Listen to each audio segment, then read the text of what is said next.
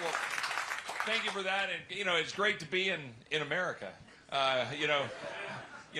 Thomas and I are refugees from Washington, D.C. when we finally get out of the swamp. It is great to be here in real America.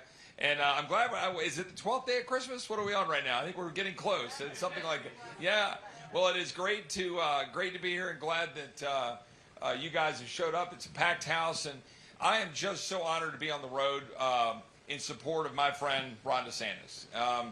We were at a CNN town hall last night. Some of you might have seen that. And, the governor made a point. And when I came out here in December, I was here for a few days, and I had my 14-year-old son, Charlie, and my 12-year-old daughter, Virginia. Now, they've been heckling me from Virginia from Austin, because it's 70 degrees in Austin, Texas right now. But I had them with me, and it reminded me of why this election is so important. And when I ran for Congress about 6 years ago, I ran because I had gotten through cancer. I was diagnosed with stage 3 Hodgkin's lymphoma about 11 years ago, when Virginia was just 4 months old and my son wasn't quite 2 years old. And I decided the good Lord gave me a little bit more time on this planet when I got through that cancer-free, and I wanted to save this country for them and for my grandkids. And Governor DeSantis inspires me, and he inspired my kids in the time that they were around him. And as he said last night, we need somebody in the Oval Office in the White House that your kids can look up to, somebody that your kids can emulate. I would be glad to have my 14-year-old son, Charlie, emulate Ron DeSantis.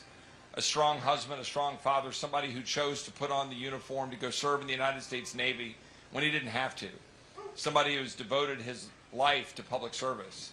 And it matters. It matters that you have someone in the White House that you can look up to.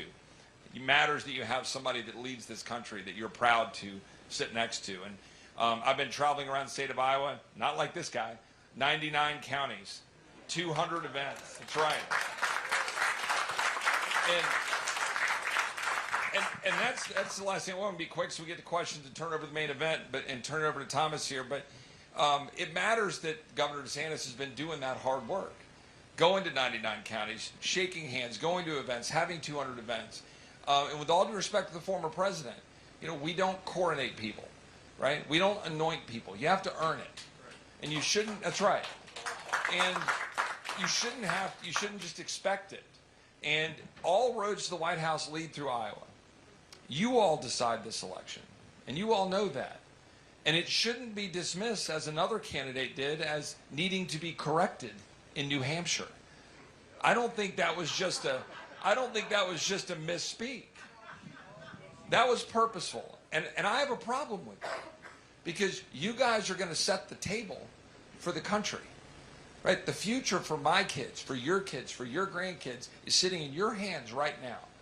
We need someone who can serve for 8 years to turn this around, because we're hanging on by a very thin thread, and we all know it. The war on our cultural values, the war on our way of life, wide open borders. I tell you, as a Texan, however bad you think the border is, it's worse.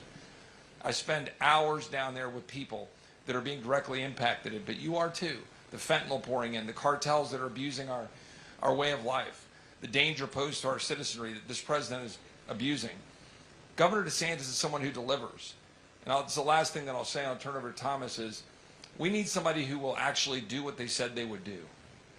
That's my philosophy in Washington. That's Thomas's philosophy. It was Governor DeSantis' philosophy when he was in Washington. But he's taken that philosophy to Florida as the executive. And he's demonstrated precisely what he will do for you as your president. He's delivered for the people of Florida. He's kept their taxes low, cut their taxes further. He's cut spending. The debt is going down. He stood up against the corporate behemoth in Walt Disney when everyone told him that you can't do it. And he did it so he could protect your kids and mine from what they were trying to push through in their agenda. He stood up alongside cops. He took out the Soros-funded DAs. He stood up against Anthony Fauci and the COVID tyranny that was taking away our freedom in a shutdown economy. And he did that when this country needed it the most, when unfortunately the former president empowered Anthony Fauci and gave him a medal as he was heading out of the office. I have a problem with that. I think the former president should be doing debates and answering questions about those things. Ron DeSantis is the one showing up. Ron DeSantis is the one who's worked hard as the governor to earn your support, but more importantly, he's now in Iowa working hard to earn your support.